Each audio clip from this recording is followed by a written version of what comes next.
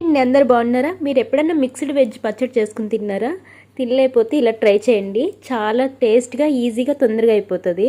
నేను మా ఇంట్లో 4 రకాల కూరగాయలు అయ్యి ఒక్కొక్కటి ఉన్నాయి. ఆ 4 తీసి ఇలా మిక్స్డ్ వెజ్ కింద చేశానండి.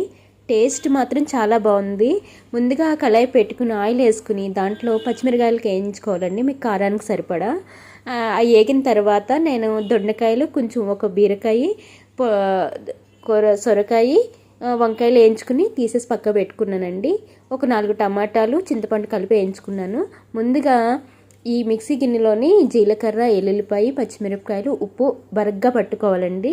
పట్టుకున్నానన్న పేరుకి బరగ్గా పట్టుకున్న తర్వాత ఈ వెజిటేబుల్స్ అన్నీ వేసుకుని మళ్ళీ ఒక రౌండ్ తిప్పుకోవాలండి. తిప్పుకున్న తర్వాత టమాటాలు, కొత్తిమీర వేసుకుని బరగ్గా తిప్పుకోవాలండి. మెత్తగా ఉంటే బాగోదు, కొంచెం బరగ్గా ఉండి తిప్పుకుంటే బాగుంటుంది.